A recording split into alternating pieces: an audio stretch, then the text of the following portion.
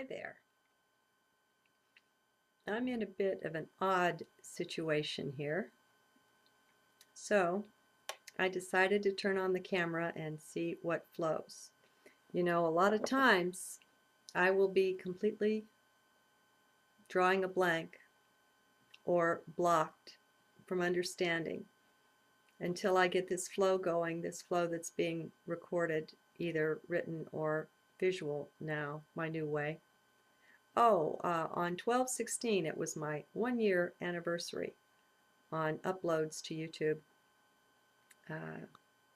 It's been an interesting time. Okay, what's going on? I mentioned in my last video that someone sent me a link to a talk, an interview of someone whose name is, I think it's Chris Thomas from Great Britain. And he's got some books that he's written, and he's got some very original ideas, I guess, that he says he has directly discovered through his own psychic explorations. He says that he has learned to read the akashic records, and so he hasn't channeled, he's gone directly, is what he explains. And I'm quick to not accept things, but there are some things that he says that just seem pretty solid to me, even if they're different and unheard of. He talks about a group of beings called the Velon, V-E-L-O-N, and he sees two separate streams of invasion into our solar system here, our universe even. And some of what he says is supported by what the Andromedans have released to and through Alex Collier. He talks about a time, I think in 2003, when an invading species of beings was actually forcibly removed from our space. And this was something that was being considered, according to Alex, in the Andromedan Council. Now, the Andromedan Council is a council of a bunch of beings from different races and stars, you know, I don't know about star systems, but different races and planets and suns and so on. They happen to meet in the Andromedan area, and so that's why the council is named that. But there was discussion about how the mankind of Earth had been so mucked with, interfered with, tampered with, manipulated, controlled, and so on. It had been a problem for a long time. And if it hadn't been for the fact that our government had signed treaties with certain regressive service to self type ET beings, groups of them, then it would have been a relatively easy thing to rid the solar system of their invading presence. But by signing these treaties, where they found out later that they were duped and manipulated and played for fools, but by then it was done, you know, and by signing the treaties, it really complicated matters because free will has to be taken into account. And so the treaty was like an invitation. And so what to do, what to do. And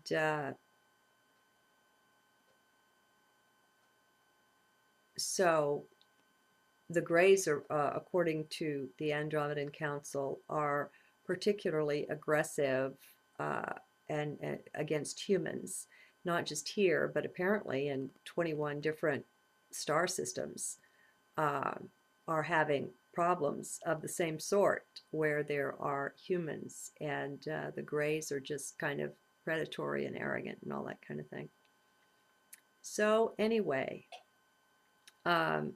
it's just fascinating the different kind of story he tells about what is and what the history is and what the future is as well. Now, I don't like talking in terms of future because there is no such thing.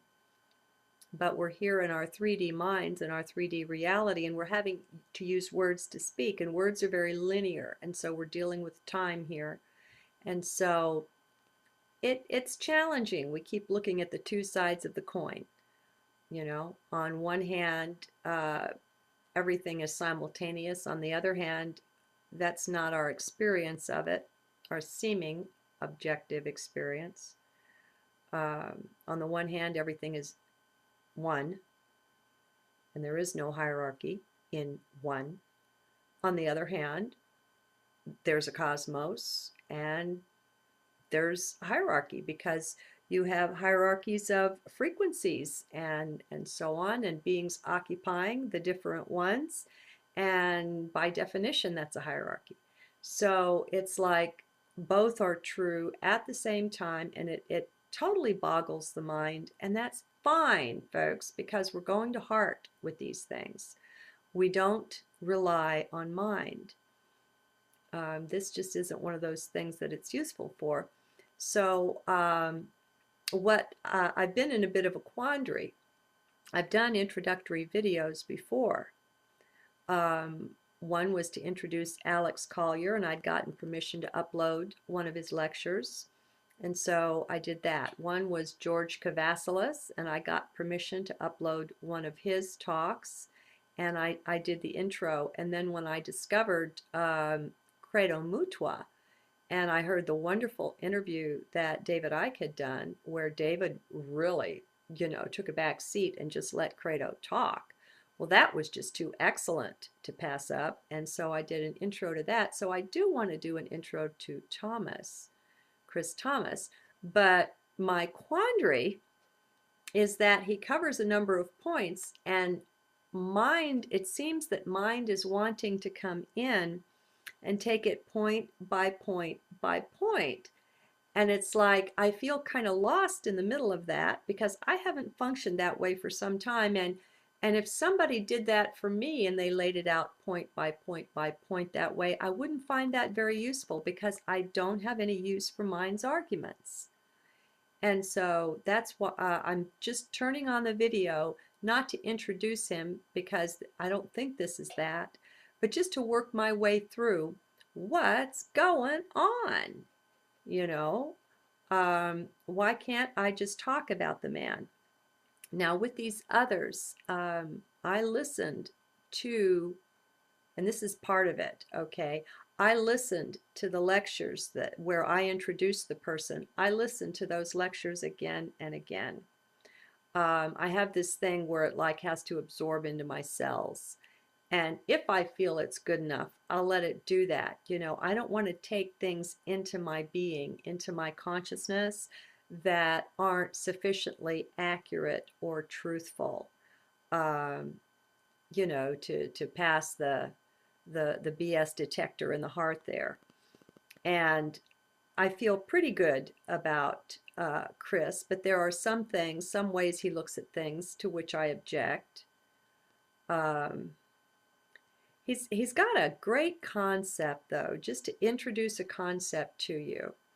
He says that the concept that we're ascending or going, let's say, to the fifth dimension or anything like that, he says it's nonsense. Being British, he says it's bollocks, whatever that means. Nonsense, no doubt. He says the point isn't to go anywhere. The point is to contain the whole of the soul within the body. Well, I like that. I mean, to me, it's just a different way to say the same thing. He says souls on average contain 50, I think he said like 500 dimensions or some big number. And so he says it's nonsense to think that we would want to go and be limited to one dimension like 5D. And on the surface of it, it looks like that's a clash. But right now, the way I'm seeing it, okay, Earth has this Schumann resonance, has had for a long time. I don't remember exactly. I think it was 7.8 hertz or something for a very, very, very long time, like forever. And she recently upped it to, God, is it 3.4 megahertz or something? I don't know. Forget the numbers. Don't trust me for the numbers. But the concept is good. It was this one resonance, which is just a frequency, you know, the sine wave thing. It was at this one frequency for a long time, and now it's at a significantly higher frequency. Well, the interesting thing was that I think human beings were the one thing on the planet that resonated at the exact same frequency as the Earth. And so the Earth having upped her frequency, I think is not symptomatic, but it correlates well with all of us raising our frequency. And so, in a way, if we could say maybe, I'm just putting this out there, that 7.8 hertz or whatever it was could be the 3D frequency, and the higher frequency could be the 5D. It's just a matter of the frequency, the vibration, the vibratory rate. We still contain all of the cosmos. We still contain all the planes and dimensions.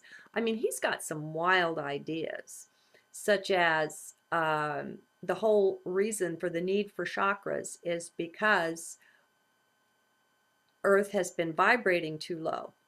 And so at this rate, it's not possible for the body to contain the wholeness of the soul. And so that's what the chakras are for. He doesn't say it, but it's almost as if he's saying it's a connection. It's a direct mechanism for connection of the soul and the body.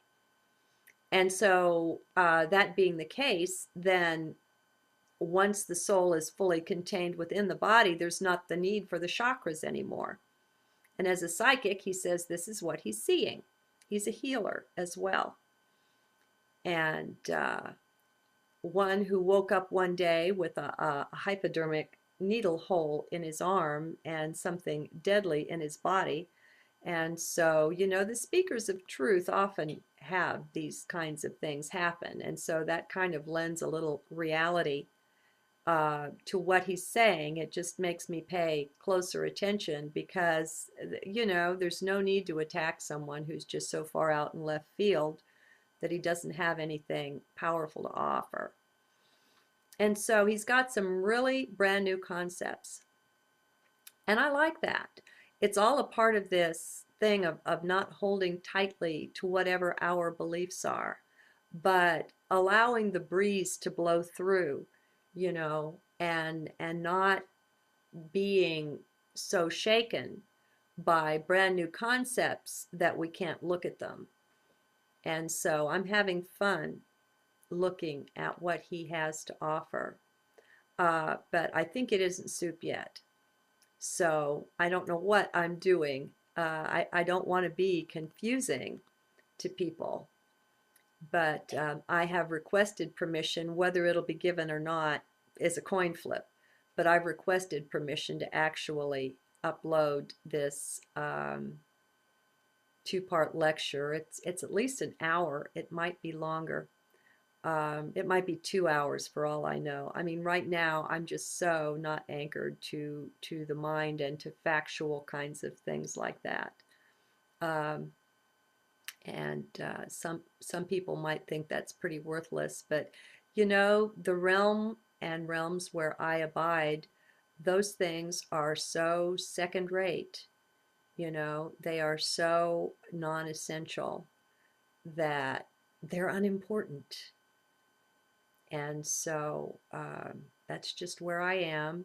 Sorry, you know, make allowances for the Ditz. If you want to look at it that way, I can go there too. You know, isn't everything just a perspective? Come on, isn't everything just a perspective? A little while ago, I was speaking of the, well, all right, the grays, which the Andromedans call the Tao's, and they say that they're Zeta Reticulans is what they really are. And I forget the star system that they're from. And I'm going to feel stupid if it's called Zeta Reticuli or something like that. But anyway, um, they're a race that's in process of dying out genetically. And so apparently they have the belief that our genetics has the right kind of magic that might help sustain them. And thus, a lot of the genetic manipulation and the stealing of sperm and eggs and breeding, may be for their own sake. But they have a perspective. And so if we walk a mile in their moccasins, in their shoes, in their whatever they are, we can understand. And I think it's really important to do that because, folks, we are the grace. Okay? The bottom line is whatever it is, we're that. And right now, we're playing a part where we appear to be something separate, both in time and space, even. But it's a part we're playing. The underlying reality is a wholeness and a union. And so by understanding another, what we're really doing is understanding a different aspect of ourself. You're me. I'm you. And it's literal. I remember having an experience. It was one of the biggest aha moments of my life, and it's been many years ago now. But I guess it's the golden rule that says love your neighbor as yourself. And in one moment, I experientially knew that the end of it was left off, and it should have said, for your neighbor is yourself, literally. And it can be experienced. Why we're locked in and we seem locked in to a limited band of perception, I don't know. But it's a seeming. And it can be, it's flexible. I think a lot of it, a whole lot of it, has to do with our beliefs. Things that we've accepted, things that we've been fed, that we've been just naturally programmed with through school, through our parents, through society, through the workplace, whatever. And so those things create a stream bed through which our consciousness flows. And we need to do some looking at that and seeing if we want to do some rerouting of the stream, and digging someplace else and clearing away some barriers and so on. That's not a very good analogy. But I know that the beliefs are part of it, and I think a very big part of it too. I kind of like what this man Thomas is saying as far as we can look at it as either taking the body with the spirit that's in it and rising into this higher consciousness where we have this oneness and we're more in touch with the soul. I think he might have a better way of looking at it. The body's being converted in such a way that it's rising in frequency. Our bodies are changing. There's just, they just are. Frequencies are changing, and that's changing so many things. And so we could say that we're being enabled to contain the whole soul in the transformed body. And that's easier to grasp in a way. So that, if you will, as the soul comes down into the body, I know that's linear, and the body goes up in frequency, it's making a circle almost, One comes down, one goes up. And it's not exactly that they meet in the middle, but it's something like that. So there are some ideas for you to play with.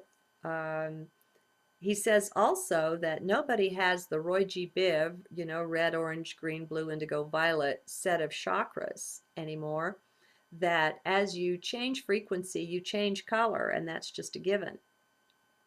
And therefore, the chakras don't look like that.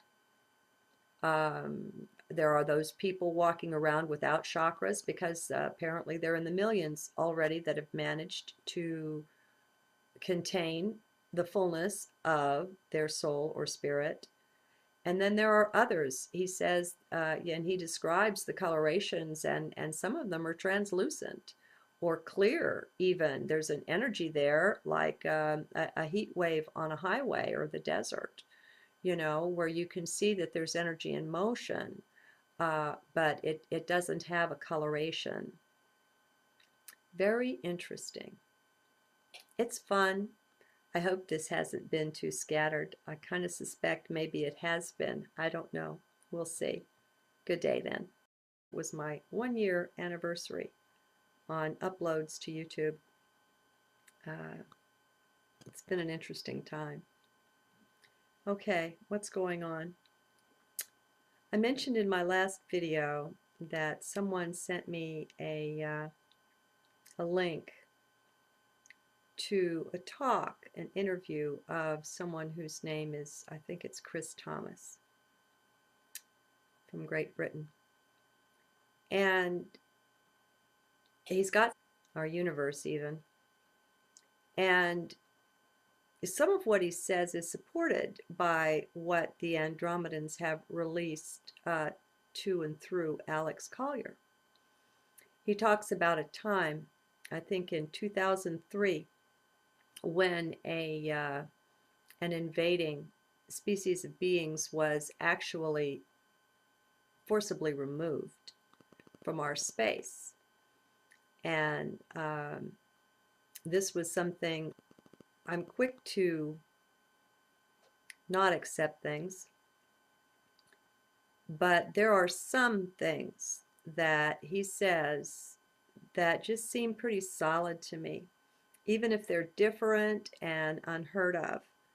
He talks about a group of beings called the Velon, V-E-L-O-N, and he sees two separate streams of invasion into our solar system here. Some books that he's written, and he's got some very original ideas, I guess, that he says he has directly discovered through his own psychic explorations. He says that he has learned to read the akashic records, and so he hasn't channeled, he's gone directly, is what he explains. And hi there. I'm in a bit of an odd situation here. So I decided to turn on the camera and see what flows. A lot of times I will be completely drawing a blank or blocked from understanding until I get this flow going, this flow that's being recorded, either written or visual now, my new way. On 12/16,